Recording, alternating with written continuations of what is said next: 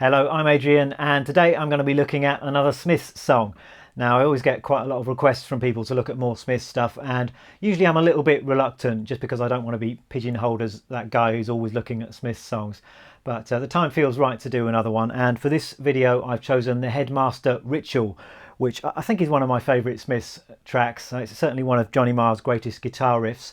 And it's one of those songs that I kind of knew how to play already, but in the process of preparing to film this video, I discovered a whole lot more about it. So I hope you're going to enjoy learning it as much as I have.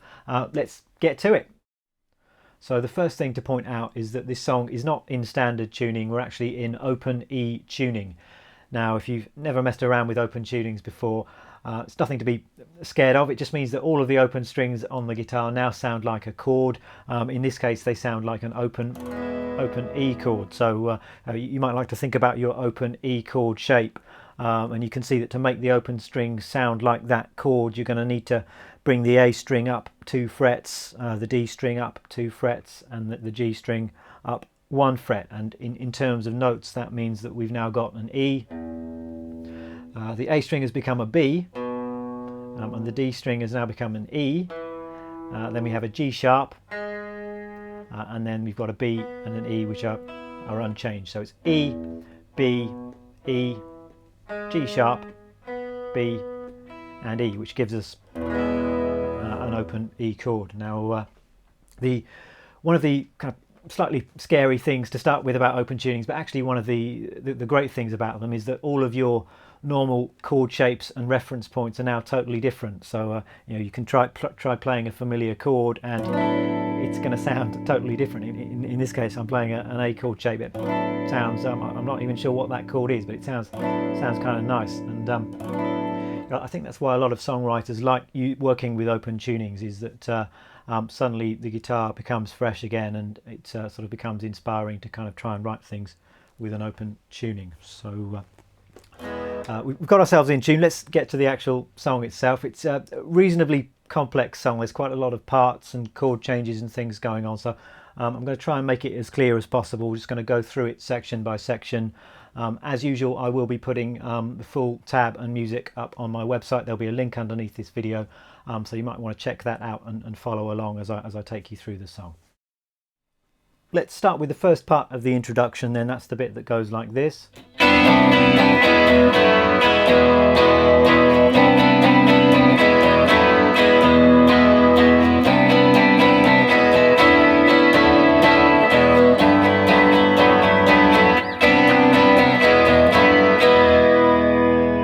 So notice that I'm actually just using one chord shape. I'm moving it up and down the neck, and in between the changes I've actually got some of the open strings strummed as well. So let's grab this chord shape, holding down the 8th fret on the 6th string, 8th fret on the 5th string, the 7th fret on the 4th string, and the 6th fret on the 3rd string. Also just letting the 2 open top strings ring out as well. So we've got this sound,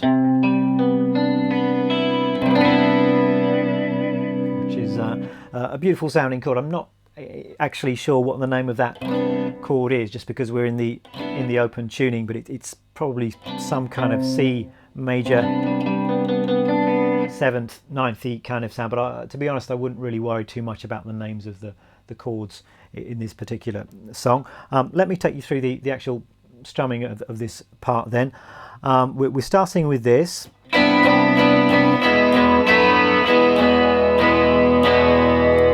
In fact, we're starting on an upbeat here, on the and of 1, and really the key to playing this part of the song properly, I think, is just to keep your strumming hand moving in a fairly steady 8-note rhythm, and then you can choose when to hit the strings to create some more kind of interesting rhythms and syncopations.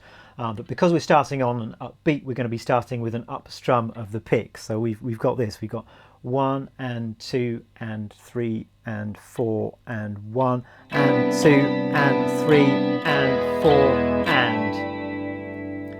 So we're starting on the chord in the 6th position, and 2 and 3 and 4. On the and of 3 and beat 4, we've got some open strings, and then on the upbeat of 4, we're pressing down our same chord shape in the first position. So it's 1, 2 and 3 and 4. And then for the rest of that bar we've just got an up, down, down, down on the open strings. So 1.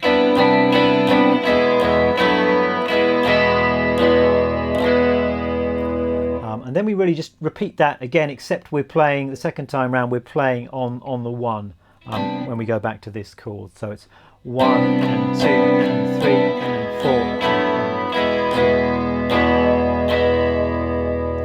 4. Then we're coming up to this 6th position chord one more time.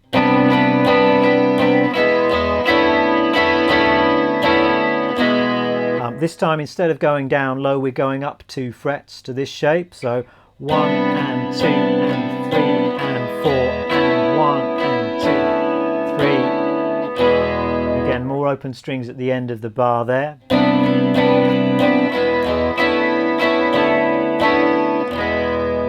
Moving our chord shape down to the first position.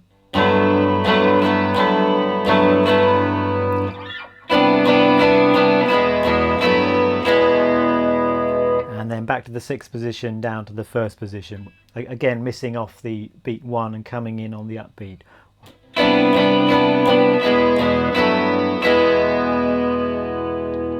So one more time, let me just sort of count out the rhythm here. The best way I think to get the rhythmic stuff is just to listen to the recording, but it might be helpful if I just count it through for you as well, because notice that some of these chord changes we're pushing into them, so we're changing the chord on an upbeat, usually on the and of 4. So we've got 1 and 2 and 3 and 4 and 1 and 2 and 3 and 4 and 1 and 2, 3, 4, 1 and 2 and 3 and 4 and 1 and 2, 3, 4, 1 and 2 and 3 and 4 and 1 and 2, 3, 4, 1 and 2 and 3, 4 and 1 and 2 and 3 and 4. Something like that. And what I did on the introduction is when you're playing just the open strings, if you like, you can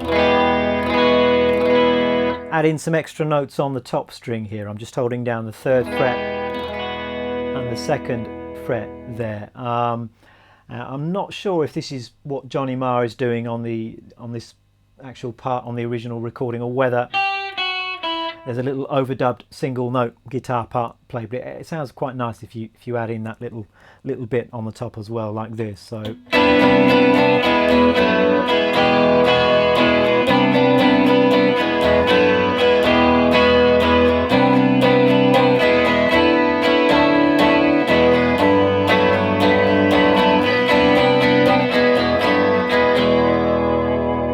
So now let's move on to the main riff of the song, and that's the bit that goes like this.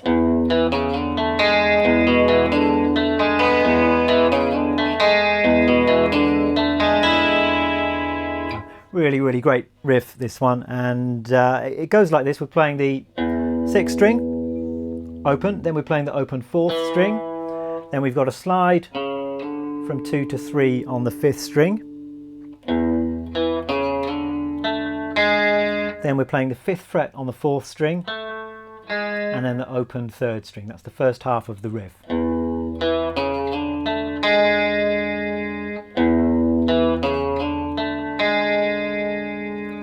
Then the second half of the riff we've got. So that's just the open 6th string, 5th string and 4th string. Then the 3rd fret on the 5th string, 5th fret on the 4th string, and then the open 3rd string and 2nd string. So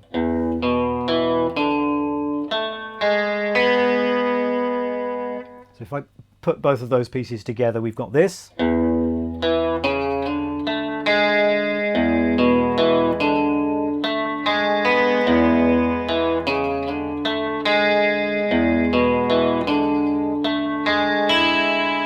And then there's just occasionally a variation which Johnny Marr throws in where the last note of the riff is just the open top string instead of the open second string.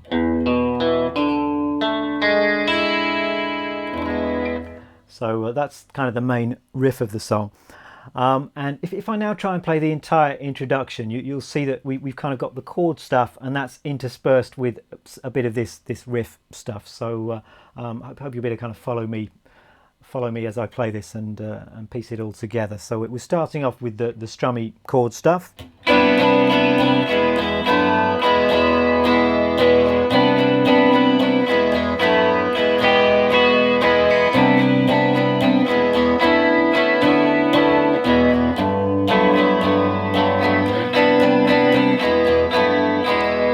There we're going into the single riff, the single note riff.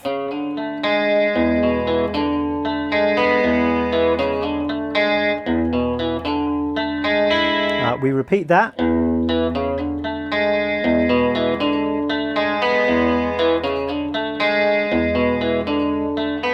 Then we're going back to some chordy strumming, but this time we're going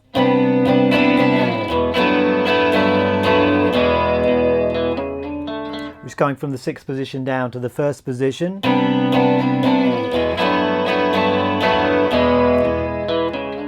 Back to the riff. Again.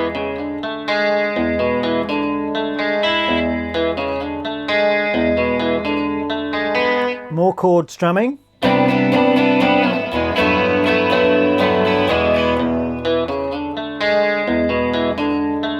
And then the main riff one more time. So that's the entire introduction of the song. A little bit complex, but I think the best thing to do is just to listen to the recording and then piece it together yourself.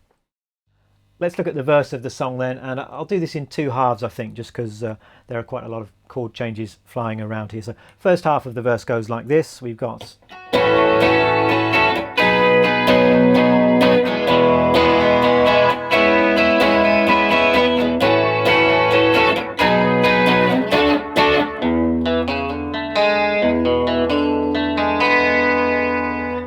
so we're kind of starting off with some strummy chords, and then we're going back into that single note riff again. First chord shape is this one, which we're just barring all the way across all 6 strings at the 5th fret. And you could just play that chord shape, but I think I can just detect the sound of this note here as well, which is the 7th fret on the 2nd string, and actually just gives you a nice extra colour, I think, kind of a major 6th kind of sound. So we've got 1 bar of this. And 1 bar of this, just moving the same chord shape up 2 frets. A bar of just open strings. And then this chord shape for a bar. And this is, it's just like an E chord shape, but moved up to the 8th fret. So I'm just pressing down the 9th fret on the 5th and 4th strings and the 8th fret on the 3rd string. 2 open strings. Not playing the 6th string here. So 4 beats or a bar on that. Then we're back to our 5th fret shape for 4 beats.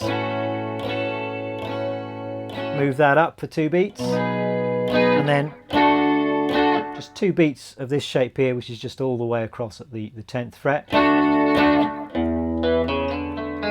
And then back into our riff.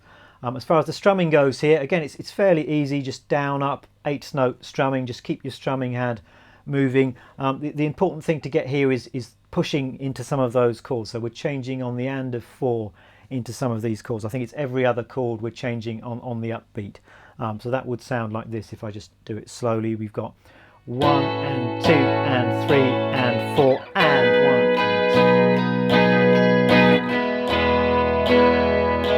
Again, push here. 1, 2 and 3 and 4 and. Just 2 beats on that 10th fret chord.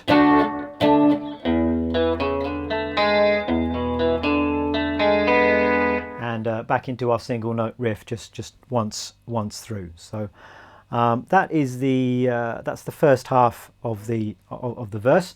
Second half of the verse, let me just play that through. We've got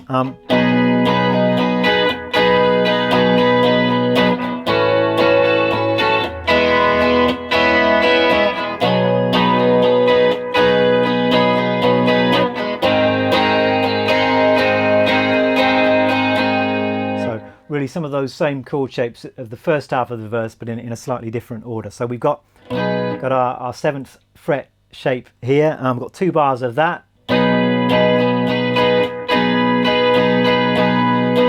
Moving that 2 frets down. Then pushing into the open strings, so 1 and 2 and 3 and 4 and then just 2 beats on the open strings, and then we're going up to our little E chord shape higher up the neck for another 2 beats. So then our 7th fret shape,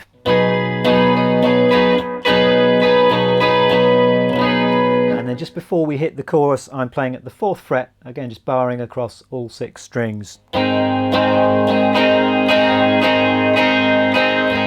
For 2 bars on that. So let me just slowly play through all of that. This is the second half of the verse. We're going to start at the 7th fret for 2 bars. So 1.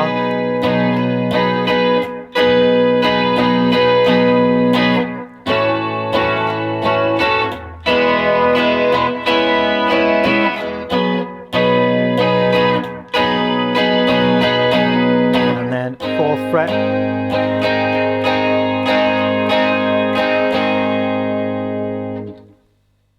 And finally onto the chorus then, which goes a bit like this.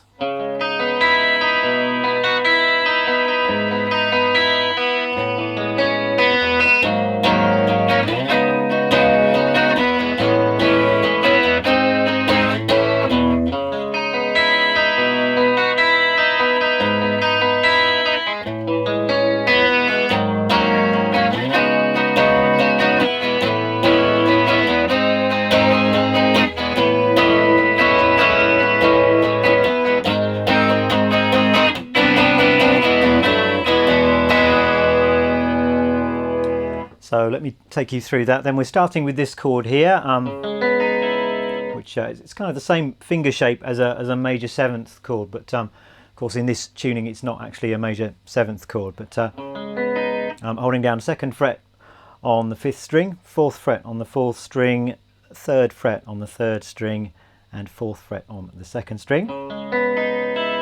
And we've got an open top string, and I'm picking it like this. So just in terms of the string numbers there, it's 5, 4, 2, 3, 1, 2.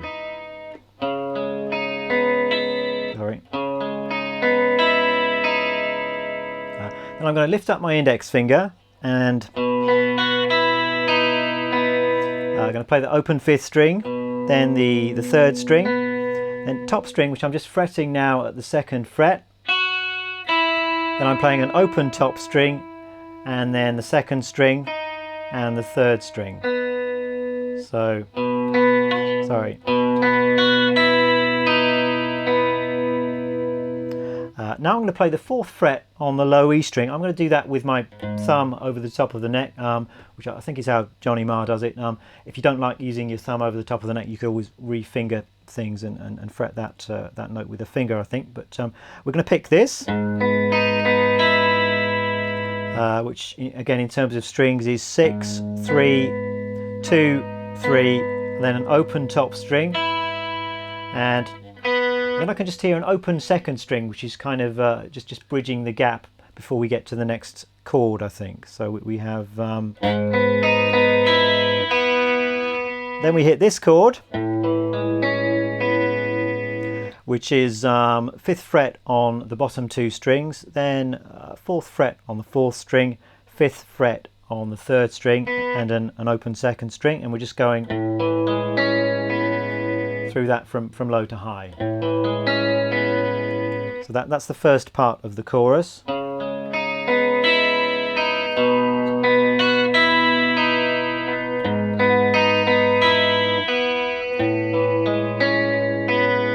Then we have some strumming, and again using a really nice sounding chord here. This is 4th fret on the bottom 2 strings and 2nd fret on strings 4, 3 and 2. So I'm using fingers 3 and 4 and then barring across the next bunch of 3 strings. So we got 4 beats on that. pushing into the next chord, which is the same shape up in the 7th position. So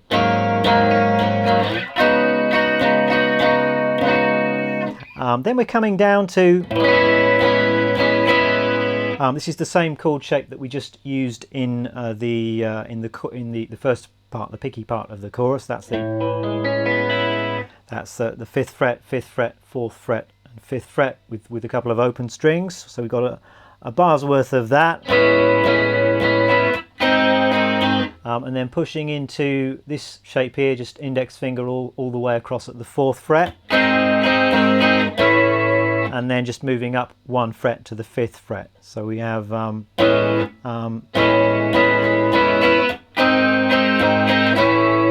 then we're back to the picky stuff.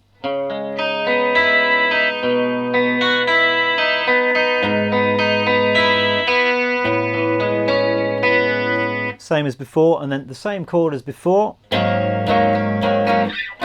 Moving it up to the 7th fret. Then down to this shape here at the 4th position, and then to the chord which is barring all the way across at the 4th fret. So basically just repeating the whole first part of the chorus again, and then just the last little bit of the chorus, we're going back to the previous chord, whatever the name of that is. It's kind of a major 7th-y kind of a sound, I think, but we've got 2 bars worth of that.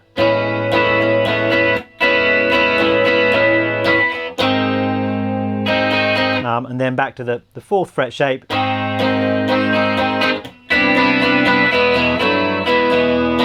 and then we're doing the re-intro while Morrissey does his kind of yodeling bit. So that's the chorus. If I just play that through for you nice and slowly, we've got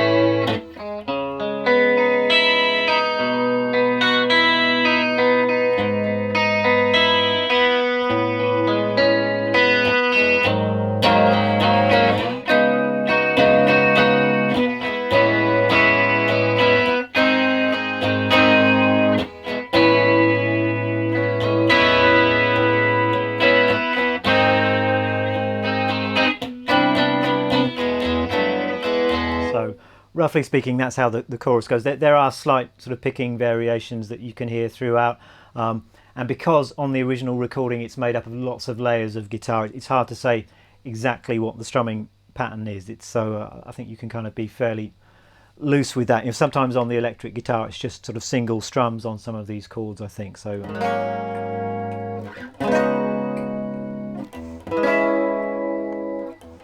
that kind of thing, or you can keep more of a regular strum going throughout. Well, there we are. I think that's about as close as I can get to unravelling the mysteries of the Headmaster ritual. I always find it's a little bit of a mission with Smith stuff and with Johnny Marr stuff to get to the bottom of exactly what he's doing on some of those original recordings. I think that's mainly down to the fact that those recordings are quite dense and multi-layered, and it's actually quite hard to hear exactly what's going on in some of the individual guitar parts. So I hope I've got reasonably close. I hope you have a lot of fun learning to play this song. Thanks for watching, and I'll see you again next time. Bye bye.